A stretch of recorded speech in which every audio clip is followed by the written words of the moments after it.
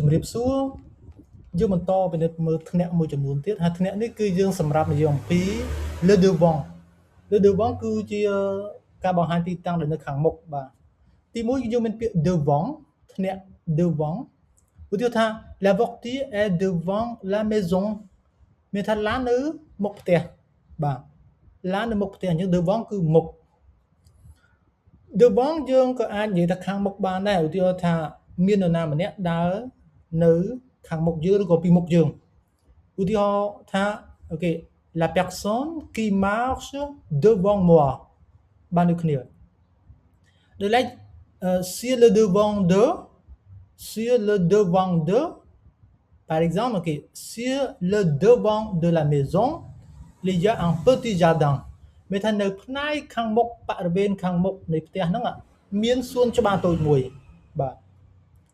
ដល់ឡែកទី3 à l'avant de សូមនិយាយឧទាហរណ៍ j'ai mis ton sac à l'avant de la voiture ខ្ញុំដាក់សាក់មានថាកាបូបឬក៏កតាបស្ពាយអីចឹងទៅនៅខាងមុខឡានបាទប៉ុន្តែខាងមុខហ្នឹងគឺមិនមែននៅខាងទល់មុខឡានខាងក្រៅឡានទេគឺខាងក្នុងឡានឧទាហរណ៍មួយទៀតទី2បាទល្អស្រួលយល់ je préfère m'asseoir à l'avant de l'autobus មានថាខ្ញុំចូលចិត្តអង្គុយនៅខាងមុខណាl'autobus ឬក៏យើងនិយាយស្ដាប់គេសួរថាជិះឡានចង់ជិះមុខឬជិះក្រោយខ្ញុំចង់ជិះខាងមុខបាទមានន័យចឹងណា à l'avant de ដល់ឡែកទី4គឺ face à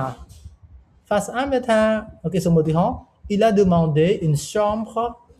អូខេ chambre សំទោសមិន chamber ទេ chambre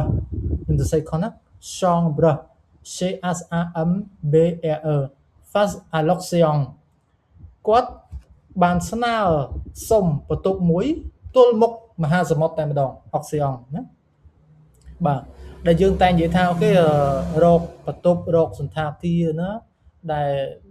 បើកទៅទ្វារមកឃើញសមុទ្របើកទៅទ្វារមកឃើញភ្នំឃើញទន្លេឃើញស្ទឹងអញ្ចឹងទៅបាទមួយទៀត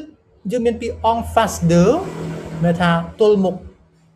elle habite juste en face du théâtre មានថាគាត់រស់នៅឬក៏ស្នាក់នៅ